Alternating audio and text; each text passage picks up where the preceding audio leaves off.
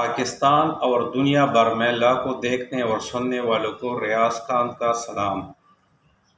ناظرین، ارشد شریف کی جسدہائے اسلام آباد پہنچ گئی ہے۔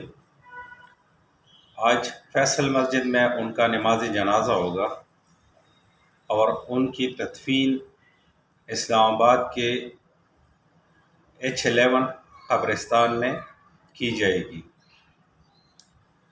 ناظرین، ارشد شریف کی شہادت سے پاکستان کی عوام بہت دکھ اور پریشانی میں مبتلا ہے۔ ارشد شریف ایک سچا، ایماندار اور دلیر صحافی تھے۔ ارشد شریف نے ہمیشہ سچ کا ساتھ دیا۔ جہاں پر بھی ان کو کوئی بھی مافیاز کے غلط اقدامات نظر آئے، وہ عوام کے سامنے لاتے رہے۔ وہ کبھی بکا نہیں، وہ کبھی جھکا نہیں۔ آج ہم ایک عظیم صحافی کو بیٹھے ہیں، لیکن ارشد شریف پاکستان سے کیوں باہر چلا گیا؟ ارشد شریف کیوں اتنا مجبور ہوا کہ اس کو اپنا ملک چھوڑنا پڑا؟ ارشد شریف تو پاکستان سے باہر جانا نہیں چاہتا۔ ارشد شریف نے کسی ملک کا ویزا نہیں لیا تھا۔ وہ ہمیشہ یہی کہتا رہتا کہ میں نے کہیں پاکستان سے باہر نہیں جانا، تو میں نے ویزے کا کیا کرنا ہے؟ ارشد شریف، اس کی کیا غلطی تھی؟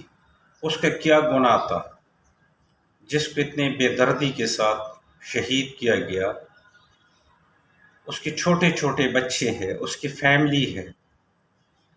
ارشد شریف مافیا کے ہاتھوں بک سکتا تھا، جائیدادیں بنا سکتا تھا، دولت حاصل کر سکتا تھا، لیکن اس نے ایمانداری کو اور سچائی کو ترجیح دی۔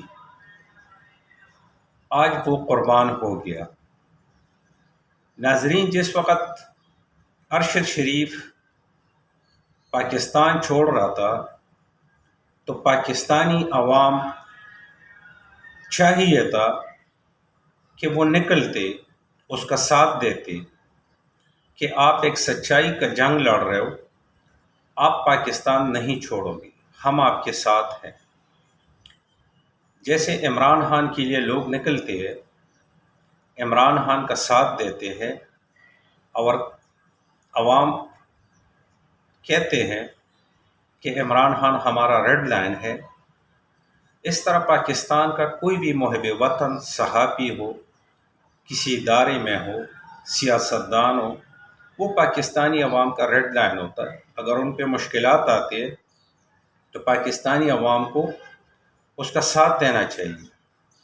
لیکن افسوس، پاکستان میں ہمیشہ ایسا ہی ہوتا رہا۔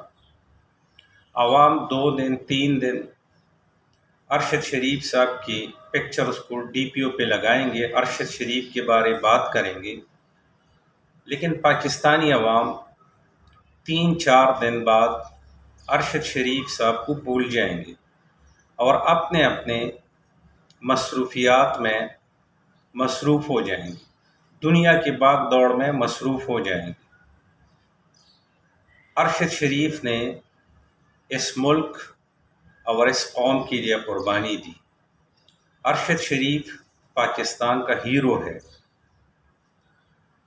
ہم سب اس کے لیے دعائیں کرتے رہیں گے، اور ہمیں چاہیے کہ ہمیشہ وہ ہمارے دلوں میں زندہ رہیں اور ان کی بلند درجات کے لیے دعائیں کرتے رہیں۔